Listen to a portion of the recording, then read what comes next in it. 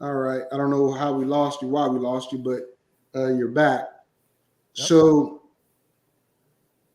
Buffalo for me is not an option if I'm Dalvin Cook.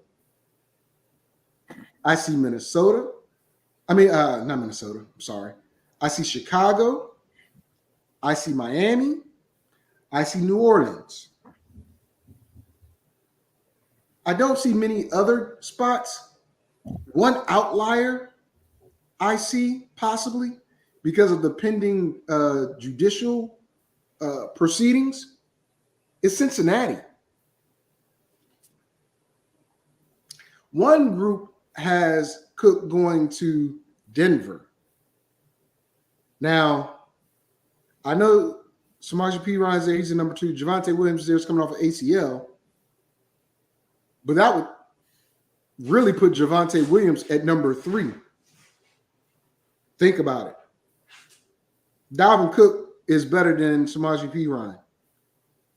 You put Dalvin Cook with Russell Wilson, Cortland Sutton, Jerry Jeudy, and that defense, now we're talking about some dangerous stuff. Just my thoughts. Those are the landing spots I feel he might go to, JT. I'm excluding Buffalo only because I don't think he'll do that to his brother. What do you think? I just thought of something here. I mean, and I have to disagree with you about going to Denver and being Javonte Williams being the number 3 back, depending on how healthy he is. That makes a big difference. But one that people are not talking about, but there's a possibility, an outside possibility, is Cincinnati. I just said that. Oh, you didn't hear me just say that for the last 2 minutes. Okay, go ahead. No, I just got back here. I didn't hear you say Cincinnati. I just got back in. I heard you say Denver. I didn't hear you say Cincinnati. So I just okay. Go ahead, brother. Go ahead. Finish your thought.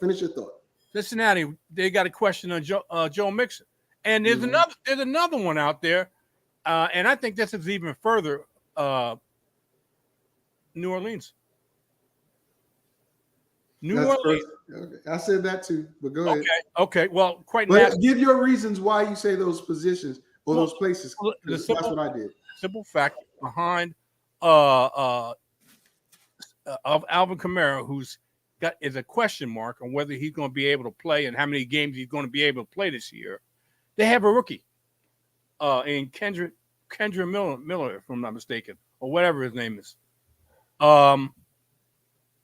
And any other running back is not the quality of a Dalvin Cook, even though Dalvin Cook got some years on him.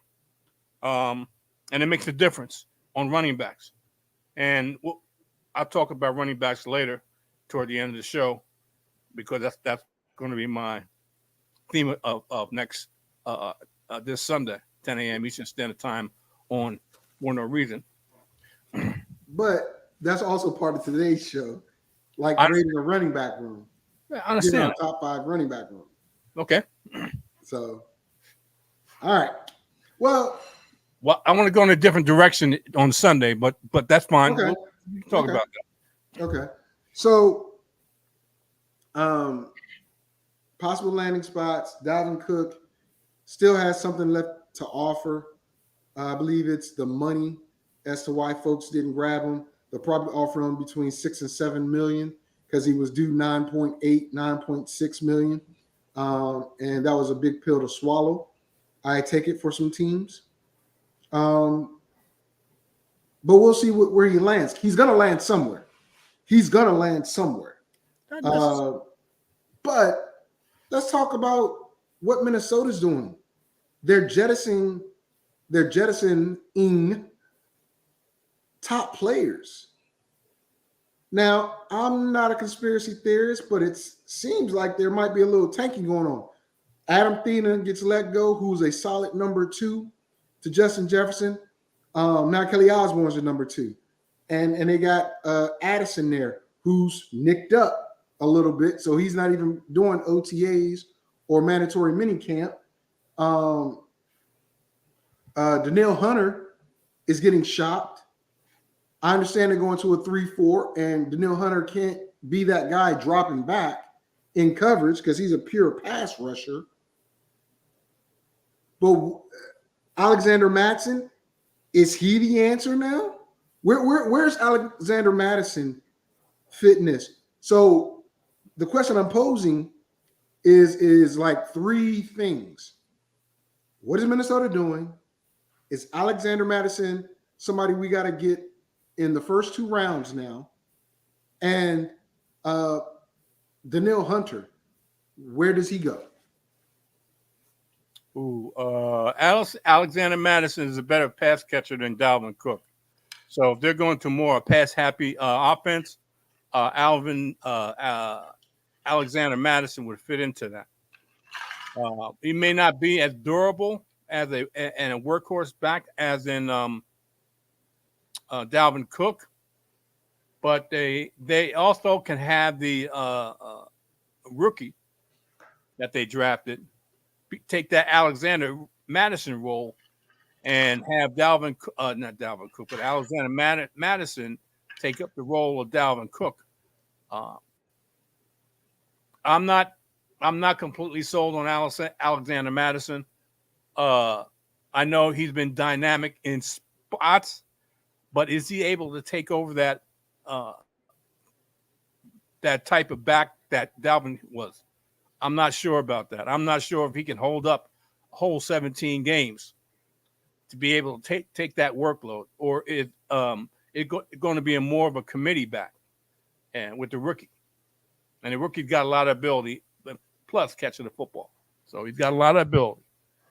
But is he a player we're going to draft in the first 2 rounds? I would not. Until it's more defined exactly what Alexander Madison is, because I talked about this last year. Regardless of who was the running back, this is going to be a more pass happy team, which panned out. It was a more pass happy team. Even though Dalvin Cook was used a lot, it was a more pass happy team. And I think they needed a more dynamic wide receiver in Jordan Addison versus Adam Thielen, who was long in the tooth and couldn't stay healthy in the wide receiver position. And the fact is that Dalvin Cook was a burden with that salary and getting long in the tooth, and that was a problem. And the fact is also, he was an injury risk. Now you're going to spend $10 million, just like Saquon's looking for that type of money, and not play close to 17 games. Dalvin was in and out. You never know if Dalvin was going to get nicked up, miss some games, or be a consistent player throughout the season. You got Alexander Madison that you don't know if they believe he can be a workhorse, take up the majority of the load, and be able to take the spot of Dalvin Cook. But I think this is going to be more of a committee. And if it's more of a committee, ain't no way I'm going to draft Alexander Madison in the second round. No way. Okay. Another place I forgot, I think I said it, but I didn't expound on it, is I think Dalvin could go to Miami and easily step in front of Morris and Morris, yeah. And whoever the other running back is. I think he easily step in. He lives in the area, so that's not beyond belief. And if they're willing to put the money where their mouth is, which looks like Miami's willing to do, there's opportunity for for Cook to go there. So the other 2 questions, JT. Yeah, the question I have is this.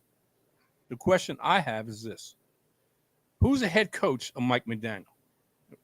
I mean, who's the head coach of Mike McDaniel? Yeah, who's the head coach of Miami? Mike McDaniel. There's no head coach of Mike McDaniel except for I was going to ask it and answer it my same self. Okay. Mike McDaniel. Mike McDaniel comes from San Francisco. San Francisco believes, and he was offensive coordinator, had a lot to do with the offense, in a committee back for the most part. Yes. You got 3 or 4 running backs that the Miami Dolphins have acquired. And if they acquire Dalvin Cook, who gets the lion's share of the carries or touches? Oh, it's going to be Dalvin Cook. Well, you can assume that, but Yes. you know what assume is? You know what assume does. So I'm assuming everybody's going to assume, well, Dalvin Cook. We're going to give Dalvin Cook the lion's share. Okay. Why did Minnesota get rid of Dalvin Cook? Money. Okay. And maybe the fact is he wasn't worth the money. So why would Miami take Dalvin Cook, maybe at a reduced price, and work him to death versus running different running backs back in and out? Like I already said, Dalvin Cook was not a big pass catcher. He can catch the football, but he's not a big pass catcher. Some of those other backs are good pass catchers. What you're running Dalvin Cook 2 downs, and then you're going to bring in this pass catcher running back, or and shuffle them just like they did in Philly. And I'm not saying that Philly's going to do. I mean, Miami's going to do that, but I'm just saying that Philly had backs that could be 3 down backs. Didn't use them like that. Shuffled back 3 backs back and forth. Scott, I forget the other guy's name, and Miles Sanders. Okay. Oh, not Kenneth Walker. I forget his name. Anyway, Gainwell. Kenneth Gainwell. Yeah. So they shuffled 3 backs back and forth. Okay. Even though Miles Sanders did have probably the best year of his career, but they got Tyreek Hill, Jalen Waddle. You think they're not going to use them in the passing game? You think they're going to use a workhorse back, as in Dalvin Cook? Okay, Dalvin Cook may get the red zone touches. Okay, how much other than that is he going to be used? That's why I'm saying if he goes to Miami, it may be definitely a running back by committee to me. And that's I agree with you 100% on that. But it was just thrown out there because that's where he's from, and that's where there's interest. A place that people have not spoken about, but I truly believe may be in the picture. And I know we still got to get to the other 2-part question because we haven't answered that part yet. What? Give me the other 2 parts again. I already told you the 2 parts. Where is Danielle Hunter going, and what's Minnesota doing? But you keep going back to Cook, so I'm gonna finish this out with Cook. Going to the Rams. Ooh. That would be perfect for him and perfect for the Rams. Mainly because Stafford's coming back, Cooper Kupp's coming back. You don't know what you're getting with Cam Akers, and you can mix them both in side by side like they did with Henderson. Not a big deal. The defense isn't as good as it was because they let some people go, but you put a strong running back there. And just like McVay, McDaniel runs the ball and he likes to mix backs up. So I can see him going to the Rams. Last thoughts on that, and then answer the questions about what is Minnesota doing and where does Danielle Hunter land? Oh, I don't like him going to Rams. I don't know about the Rams cap, if and how much money they have to spare. That may be a problem. And you don't know the how good the offensive line. Once look at last year, the offensive line was not all that, and Dalvin Cook definitely needs an offensive line. Where Danielle Hunter can go? Ooh. Giants could use him. Oh, Danielle Hunter? Yeah. The Giants could use Okay. Giants could use him. I'm trying to think here. I don't think the rich get richer. Kansas City Chiefs could use him. since Frank Clark just signed with signed with Denver. So yeah, I can see that. Okay. And I'm trying to think. I'll give you a third team. Some team nobody ever thought about. How about the Detroit Lions? Okay. I mean, it's all a possibility. Yeah. But that would be, I don't think, even though I could be wrong, I don't think Detroit and Minnesota are going to make any more trades. Hey, you never thought they'd give up T.J. Hawkinson, and that was a hell of a within the division. I know. I agree. But here's what I heard about T.J. Hawkinson. Last year when Dan Campbell came in, there was some friction. Oh, right. And Hawkinson wasn't where he was supposed to be several times, causing several turnovers. His practice habits weren't up to par. So that played a big role in why they traded him and didn't care where he went. They just wanted him out of the building. That's what I've heard. Don't know how serious or real that is, but it's plausible because you traded mid-season, interdivision, and both teams are playing for playoff spots. So it could be some truth to it. Danielle Hunter going there. Woo! But here's the thing. Danielle Hunter's going to want a lot of money. They've got two rookies, well, not rookies, but rookie contracts at the ends. The young kid out of Jackson State, who everybody didn't know was going to be that good, but was. And you got Hutchinson, who I still think is the number one overall pick, even though towards the end of the season, old boy in Jacksonville stood up. But Hutch made a bigger impact, in my opinion. I can see him in there as a rotational player, but I'm not paying a rotational player big money. Mm-hmm. I'm not. But I like the thinking. I do like the thinking. I was thinking more New Orleans. Okay. That's what I was thinking. They do need defensive help. They lost some big pieces, and they do need some defensive help. Yeah, D-line help. That's what I was looking at it, because Cam is a couple years away from retiring, and you give him another bull on the opposite side, you never know. And the rumors of Washington, regardless of what happens with Chase Young, not re-signing him, but franchising him, I can see him landing in Washington. But I don't think Washington's going to give up any draft picks or a lot of money to get him. And that might not be the most desirable spot for Hunter, as he's looking for a team, and I'm saying it right now, a team that has a real shot at the Super Bowl. Washington right now, in my opinion, and I'm a Commanders fan, or I'm a Washington fan, because I don't know what we are anymore. I don't think we have a legit shot at the Super Bowl.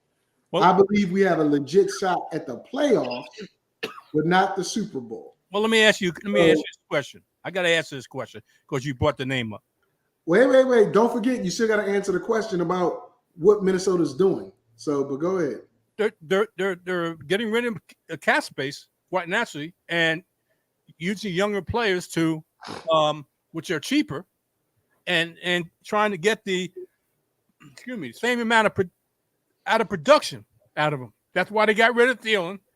Thielen was, 30 plus, 31, 32 years old. 31. You just turned 31. Yes. And he was an injury risk. No, he wasn't. He played all last year. No, he didn't. He was an injury risk. And that's the bottom line. And the fact is, Jordan Addison, in my opinion, has a lot more talent and is a lot more dynamic and a better fit for the Minnesota Vikings at a cheaper price than Adam Thielen. Well, if he can get on the field, you're right, but he ain't been on the field practicing. So we're talking about practice, man. We're talking about for a rookie. For a rookie. Don't even start that. AI was a vet when he did that. We're talking. AI was a vet. We're talking about practice, and this was OTAs and And mandatory wait a minute, minicamp. let me finish. And mandatory camp, okay. But is there training camp? Is there more off-season work? Yes, there is. And the fact is, this guy's got a lot of talent. And even if he's half, I wouldn't say half, but even if he's 3/4, he's better than Adam Thielen, in my opinion. And I would take him over Adam Thielen. If I had both of these guys on the field at the same time, I'm going to say, Adam, take a seat. That's what I would think. Take a seat. I'm going with this young buck who's more dynamic, can run the same routes, if not better, and get more production from him because he's got some speed. Adam don't got no speed. I'm gonna hate to say it like that. But he's got hands.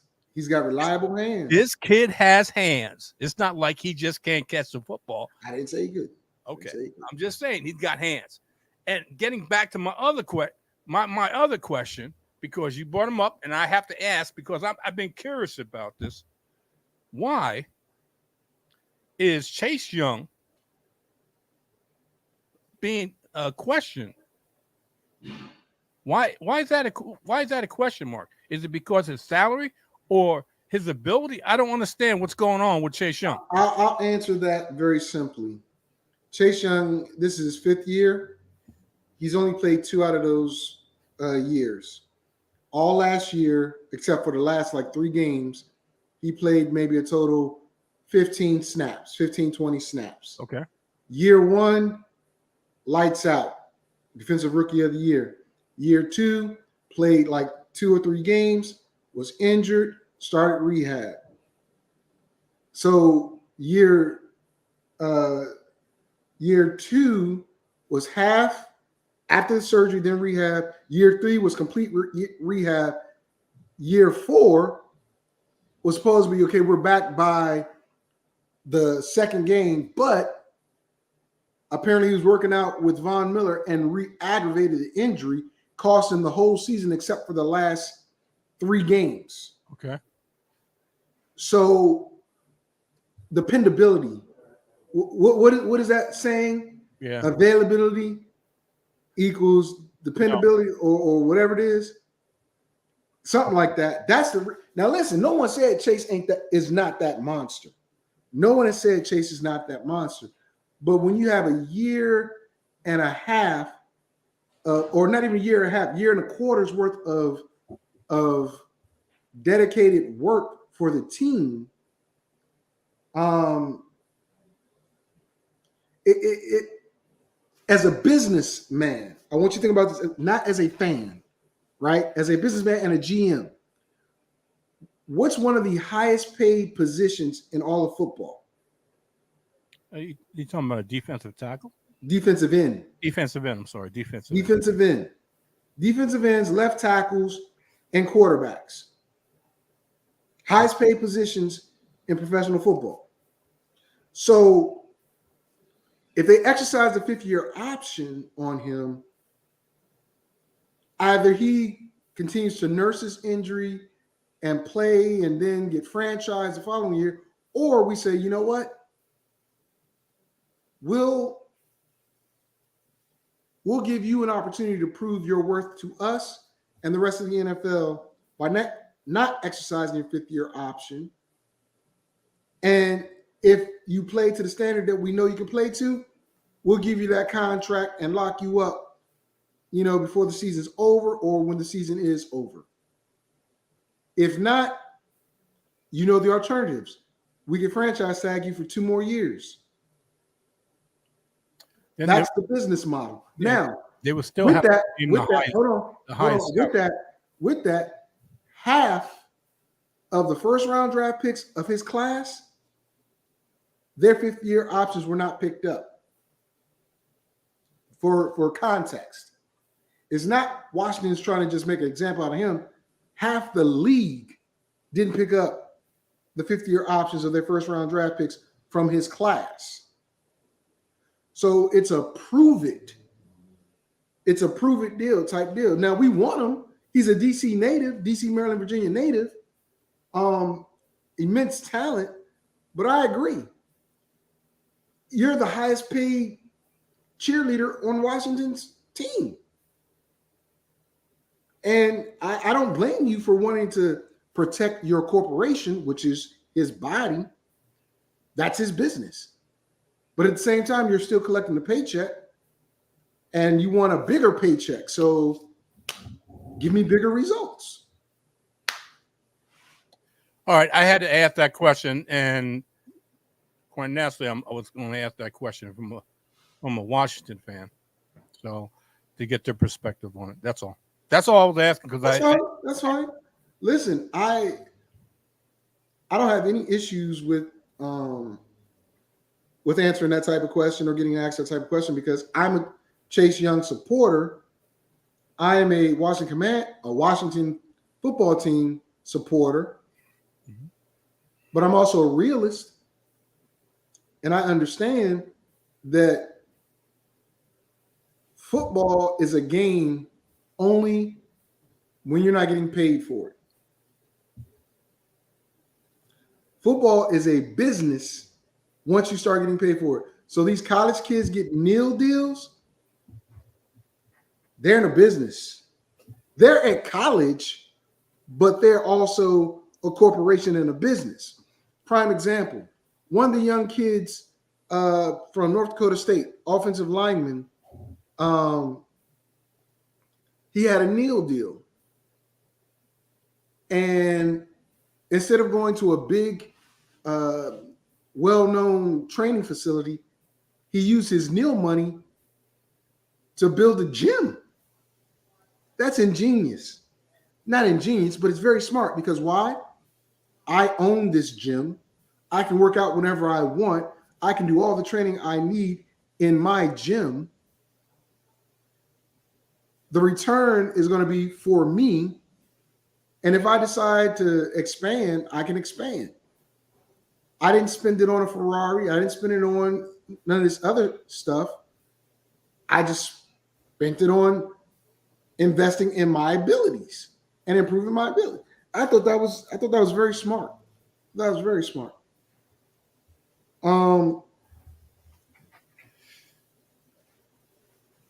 Moving on. I let me answer the two questions. I think I answered a little bit of the Danielle Hunter question, but I didn't answer the what's Minnesota doing question. I think they're tanking. Oh, what? They made the playoffs last year. Why would they be tanking? I think they're tanking. Why are they tanking? Because they didn't draft a quarterback good enough to replace Kirk Cousins. And this year's crop of quarterbacks coming out is said to be better than this past year's crop, headed with Caleb Williams out of USC. Is that because of that? Because of Caleb? I truly think, and I said at the beginning of the show when you weren't here, it's a two-team race in the NFC North. Detroit and Minnesota. Chicago, then Green Bay. But the moves Minnesota is doing or are doing tells me it's Detroit's division to lose. I'm going to place a bet on Detroit winning the division now. You let go, again, Adam Thielen, Dalvin Cook, Danielle Hunter's next. They're probably going to now Harrison. They probably need him in that secondary. He gets banged up a little bit, but they need that ring or not ring that field general on that back, and they need him. But you also let go of your middle linebacker. People didn't think about this. Kendrick's now in LA with the Chargers. Minnesota is systematically letting go of players they need to win with. Well, and relying, wait a minute, on what you said, the young, unproven talent on a team that should easily win that division. Well, What? Let me ask you a question. Okay, I'm thinking they're not tanking. I'm thinking they're getting rid of older talent with higher salaries with diminished talent. That's what they're doing, in my opinion. Well, you already said that, and I mean that's your opinion. I think they're tanking. Uh, Now, the reason why I say that again is they're letting go of so many players, and I get the money. I get the money and the age. But if you're going to go for the title, win the division first. They won it last year, right? They won it last year. Detroit, in my opinion and others' opinion, has gotten exponentially better on paper. On paper. But Chicago, their defense got better, offense did not get better. Green Bay, Aaron Rodgers willed that team to where they were. Jordan Love ain't gonna be able to do that.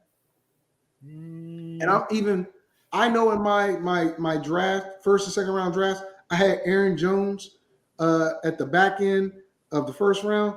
Aaron Jones might not be in the first round anymore when I come up and do my other part. Because he's all they got. No tight ends. And we say a good running game and tight end is the best friend of a rookie or a young quarterback. They have no proven tight ends. And the offensive line is suspect. So Green Bay, you're going to be last. Chicago. Field should improve with DJ Moore, Claypool, I forgot the speedy guy. Mooney. Him. They got Robert Tanya at tight end to back up Cole Kmet. They've got Khalil Herbert and a rookie at running back. Not sold on them. But the defense, I love what it did on the linebackers, but they still have no pass rush. Number 3. That leaves Minnesota and Detroit. And if Minnesota is going to continue to let the talent that helped them win the division walk away, and when they have opportunity to win the division again and find a way to the playoff, to the Super Bowl, and they're going to get rid of talent now, you just put yourself, honestly, Chicago might creep up and be ahead of them by the end of the season. In my opinion, I don't think a team that was in the playoffs last year is going to want to take a step back, because that's what you're saying. They're going to, if they're tanking, they're going to take a step back. I don't think just because they're going to supposedly trying to get in a spot to get a top quarterback from next year's class. Well, I can't see that.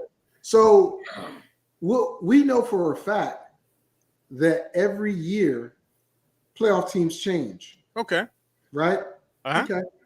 Okay. So the way Minnesota's going, they're going to be one of those teams that don't make the playoffs, in my opinion. Okay. Now, does that also mean that they're tanking? The two don't correlate, but they have something. Something. I understand that the GM's trying to remove all the older players and make cap space, but why make cap space when you're not picking up players? You're not picking up anybody. You're picking up Jordan Addison. That's a player. Jordan Addison is a draft pick that has a set salary for the next 4 to 5 years. You said that's not a draft move. That's picking up a player, and you're picking up. No. When I say pick up a player, I didn't say draft. Picking up a player, I mean a free agent or a trade. You got to be more specific, because when you say picking up a player in the draft is picking up a player. Picking up a draft is a player. Okay. As I just said, to be more specific, yeah, they are not signing free agents, and they're not trading for players. So therefore, they're relying heavily on their draft picks. That's right. Which is fine if you were in a rebuild mode. So if you're in rebuild mode, that means you're giving up on making the playoffs and the Super Bowl. Translation, for me, I'm looking to get a better quarterback because I'm not going to have Kirk Cousins next year or the year after next. So I'm going to possibly tank. That's my thought process. But you say it's not tanking. I say it's a form of it. We'll see what happens. But let's move on to the next topic. Here's the next topic, JT. I've given you enough time to think about it. Let's rank the top 5, and this is right out of the way. You shouldn't have to think too hard. The top 5 running back rooms in the NFL. I'll open it up to you first. Where do you want to start from? 5? You want to start from 5 to 1. You want to start to 5?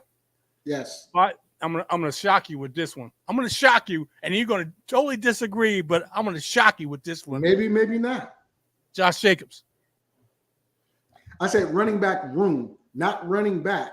Running back room. Oh, that means the running backs on the team. Whatever team. I would have to say. I'm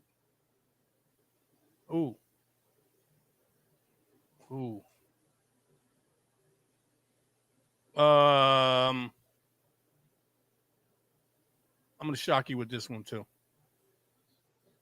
Detroit Lions. I got him in there, but not at number 5, so it's not a shock to me. Okay. Not a shock to me. My number 5 team is Miami. I like Morris. I like what they have down there, and they're a power run team. In my opinion, you have 2 Bs trying to be an A. But the way they're used tells me, okay, that's a solid running back room. A solid running back room, in my opinion. The offensive line is good, but not quite there yet. That's why I can't give them a higher grade. But I have Miami at number 5 because I believe in the system and the 2 running backs that are there. They have a third that gets a little credit as well, but depending on if Dalvin Cook goes there or not, I can keep him at number 5. Who do you got at number 4? At number 4, I have the oh God, I had it.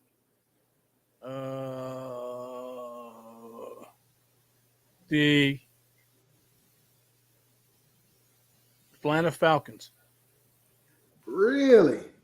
Yep. Why so low? Why so low? Yeah. I have the Atlanta Falcons at number 4. You got a 1,000-yard runner, for a rookie from last year, and you have a rookie this year, a present rookie. So I'm saying on and Cordero Patterson.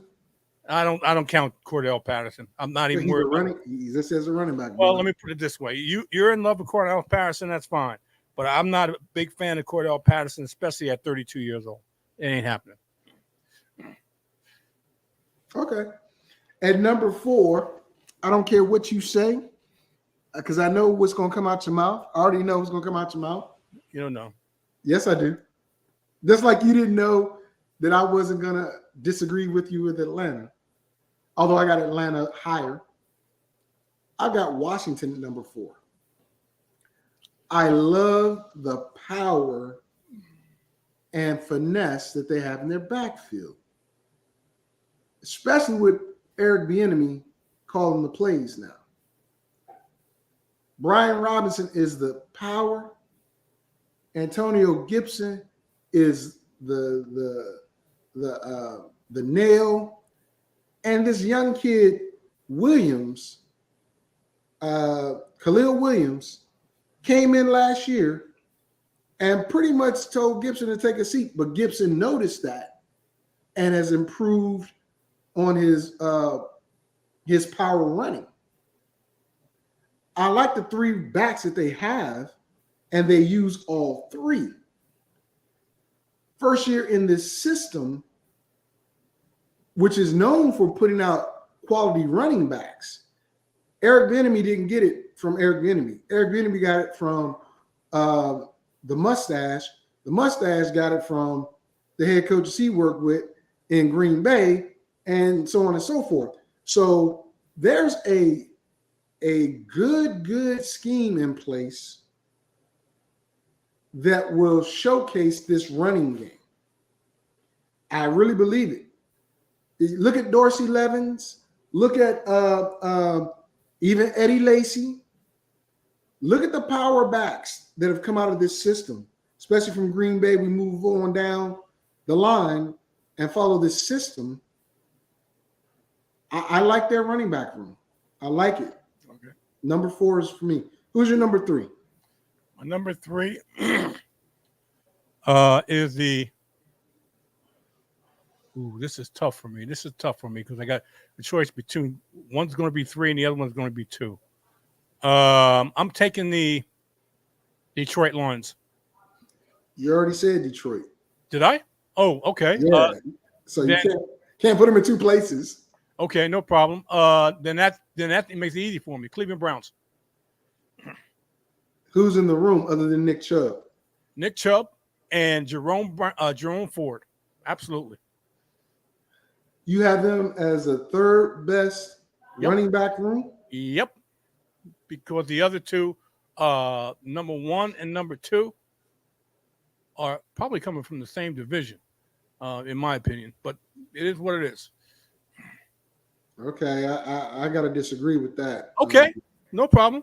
Because, I mean, Jerome Ford doesn't see the field, though. I mean, he might this year, but okay. I don't agree with it, but that's yours. My number 3 happens to be Atlanta. Okay. Again, I love the running, the ground and pound run scheme. Now, they just lost their 3rd running back, who's also a kick returner. So that moves Cordell Patterson back in at that 3rd running back position, as well as kick returning. So Avery is gone because he tore his ACL or MCL, one or the other. But that puts Cordell Patterson back in the mix at number 3, as well as the special teams return guy. For the same reasons you said you liked him at number 5, I like him at number 3. Okay. Because Algier proved that he could be a 1,000-yard back. Very good back. Yep. I believe in Bijan Robinson being a very solid back. Maybe not the feature back just yet, but I believe in that. And then you got Cordell Patterson. Yes, I'm a believer in Cordell Patterson at the running back position. 225, 6'2". He fits all your measurables. Can catch the ball out the backfield, run people over, and be elusive. You're knocking his age. I get it. But he hasn't played running back before what? 4 or 5 years? And that's his strong suit, in my opinion. Bill Belichick made a very wise decision to put him at running back when he did, because he was just an obscure receiver who was disappointed in Minnesota and disappointed in New England and in Chicago. But Atlanta, he's become a very good, dependable running back. So that's why I got him at number 3. Who's your number 2? Yeah, I'm struggling with this because I got 3 or 4 teams that could easily be number 2 or number 1. And, oh, God. I'm going to go with your boy. Who's my boy?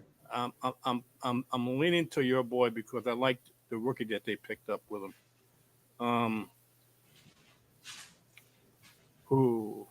No, I can't do that. I got to go with the Seattle Seahawks, number 2.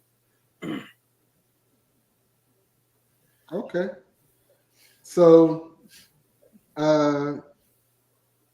you got a young running back, and the rest are rookies.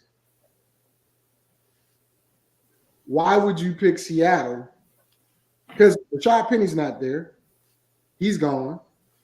Old boy retired because he had a broken neck. You got Kenneth Walker and you got Zach Yeah. Charbonnet, who may be better than Kenneth Walker. And they're going to use both of those backs. That's what Pete Carroll does. Okay. All right. Kenneth Walker is a very good running back. He's young, second year, but then you got nothing but unproven talent behind him. But you're already anointing them the number 2? Yep. Okay. All right. Yep. Because All right. to me, the number 1 is undisputed in my opinion. I think we got the same number 1. Yeah. But my number 2 happens to be Detroit. Well, you're using a rookie. You're using a rookie there. I understand that, but I also got Montgomery. Also got what's the old boy that came in last year, their third running back, who's now he's still number 3, but oh my gosh, forgot his name that quick.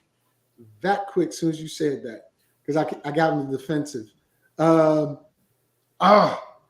They've got a proven back with Gibbs, so it's a sandwich. Montgomery, Gibbs, and old boy that came in when DeAndre Swift or Williams. Craig Reynolds? Yeah, Craig Reynolds. Okay. I like Craig Reynolds. He's got talent. The team loves him. He can catch the ball out the backfield. He can run people over. He's elusive. He just needs to stay healthy. That's his only problem. He needs to stay healthy. But I love the fact that all 3 of their running backs can do all aspects. Now, we know Montgomery is probably the better blocking back in the passing game, but Reynolds, he's shown he can block. He's not that good. He might improve this year. And we got to see what Gibbs can do. But I love that. I love that in Detroit. Okay. And your number 1 probably is my number 1, but we'll see. San Francisco 49ers. Absolutely. I love Christian McCaffrey tagged with Elijah Mitchell and whoever else they throw in there, because Debo might play a little bit. But anybody else they throw in there, I can see it happening. Because of the way they platoon their running backs, the style of play of the offense, and the offensive line. And George Kittle is pretty much a pass receiving tackle. So my top 5 from 1 to 5 would be San Francisco, Detroit, Atlanta, Washington, Miami. And your top 5 are? San Francisco, Seattle. Who do I have the third? Jesus Christ. You had Atlanta. Atlanta and Detroit was last, and who was 4th? God, I can't remember who was 4th. I can't remember who was 4th. Okay, all right. Okay, it was Cleveland, bro. Cleveland was your 3, and I made the mistake. Atlanta was your 4. Cleveland was your 3. Yeah. So, and really, you're saying Nick Chubb is your 3. That's really what you said. No, because you got a combination of. I'm telling you, don't sleep on 34 in Cleveland. Okay, I'm just saying, don't sleep on 34 in Cleveland. I'm just saying. Okay. 34 is Jerome Ford. Don't sleep on him. Okay.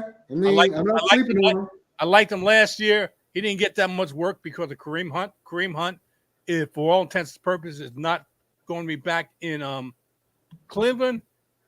And Jerome Ford's supposedly going to be the backup behind Nick Chubb, direct backup. So I'm saying Cleveland's got a good offensive line, can do things for the running back position in order to get them holes so they can run through. It's not Dimitri Felton or John Kelly, who are the 3rd and 4th running backs. It's Jerome Ford. And I like the backfield. Felton's more of a pass catcher, special teams, and John Kelly is the same. So Okay. I got to see it though. That's my thing. I got to see that. That's fine. That's fine. I understand. I mean, I can see you putting them fifth, but not third. Okay. But it is your ranking, and we disagree. We agree on number one. Well, you have to think that at least 3 of the picks you and I gave for 1 through 5 have a rookie running back as a backup, compared to somebody who's been in the league. Okay, he's been in the league 2 years. This is his second year. That makes a difference. Okay. All right. Not gonna knock it. Well, ladies and gentlemen, we've covered what we're gonna cover today. I promise you next week, which is Father's Day weekend, plus Juneteenth, it's time to get into the divisional breakdowns. I normally give JT the option as to what he wants to start with, but this year, I'm going to say,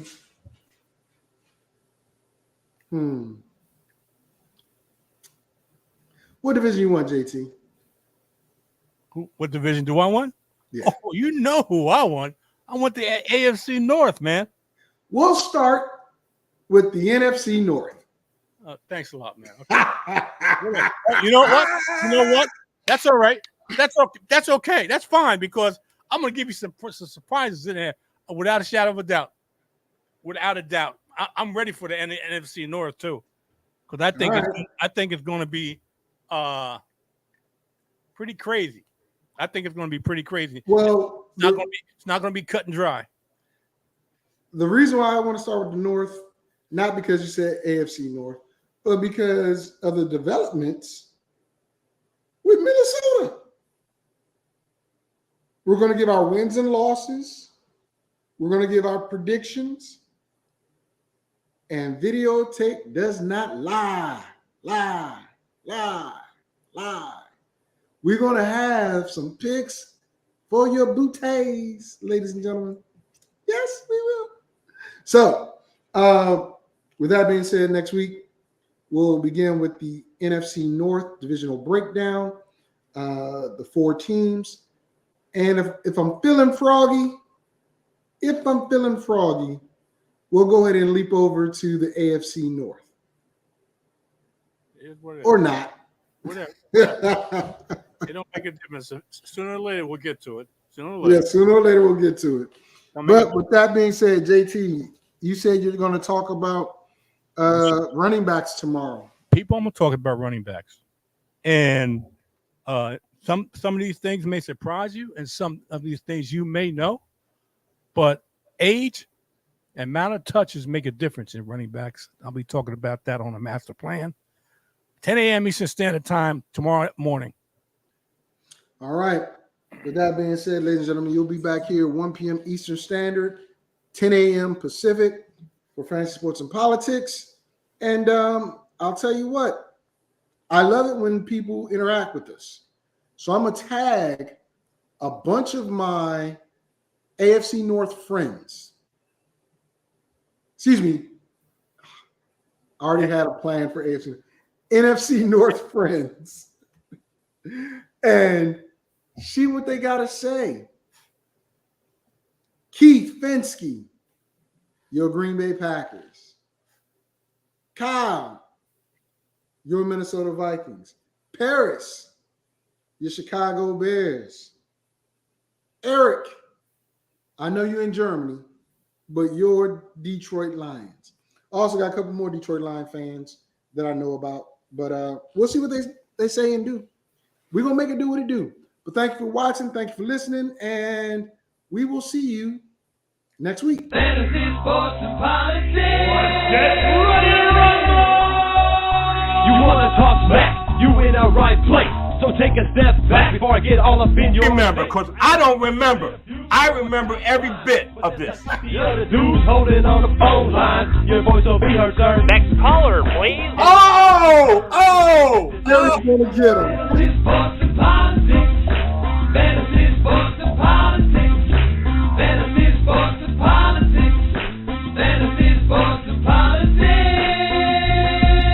listeners are asking questions about this week's games, not Jerry's personal beef. So what's your thought?